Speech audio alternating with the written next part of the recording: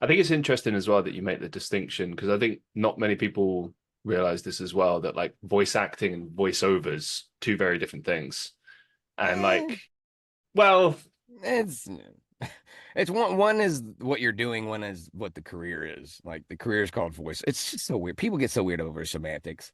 People want to call themselves professional for different reasons, and I'm like, okay, if you're really good at what you do and you're trained and you're booking, then you can say yes, I'm a. Otherwise, you can say I'm as good as a professional, but I'm not doing it because if you say you're a professional and you're not booking and you haven't had training, people are automatically going to assume that those two things are attached when you say I'm a professional voice actor. And if you're yeah, not, I agree it's with going to what be you mean like there. you're going to instantly have this weird debate over, well, technically you're a voice actor, but you're not a professional. And then I have people getting weird about like, oh, you're this is a true story, by the way. The voice of he was a guy that was run through the ringer during the Me Too movement. Vic Mignogna was when I first met him. He the guy that was running the convention in my local. We'd never done a big convention before, and I was local, but I was still brand new at voiceover. I'd only been in it 3 years or so.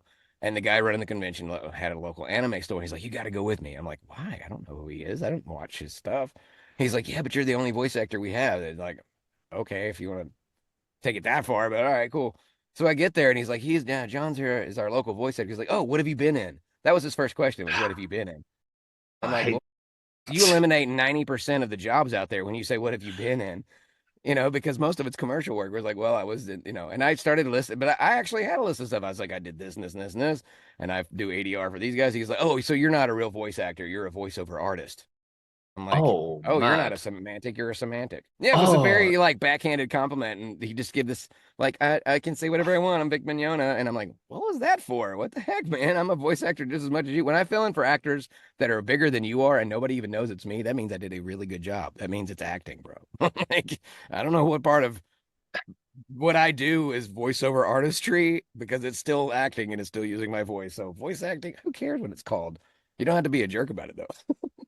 couple of things. One, I can so honestly relate to what you're saying there when you say like how it undermines everything you've done because I get that Mhm. question all the time, and I'm still very much trying to get into the industry. I'm 4 or 5 years in. I've been in some big productions, but like on a small scale, and Yeah, the same thing. It's like a decade and it's a half at this, and I can say, "Hey, I was right. in Marvel's What If." Well, who were you?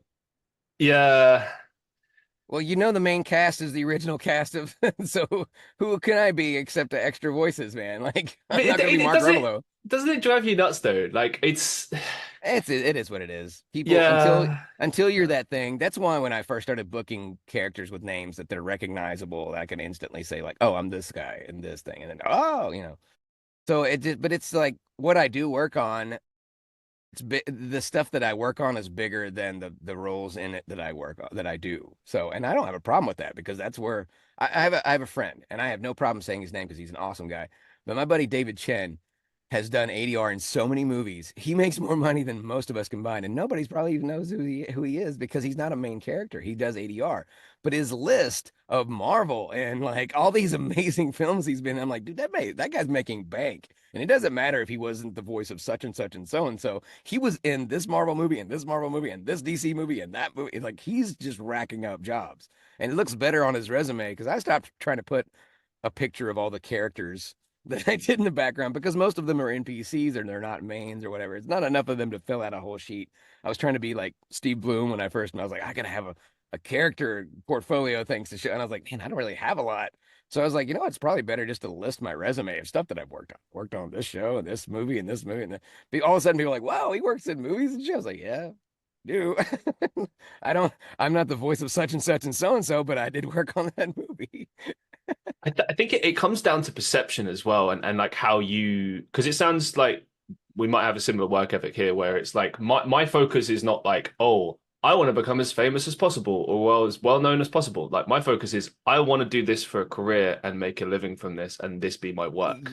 You're That's close. Mine is like I want to pay the bills and not be homeless. That's well, where yeah, I'm yeah, exactly, right. at. But like for me, I it's don't care. like Just I point something in the room and tell me what you want me to voice. I'll voice it for you, man. Come on. I need money to pay bills.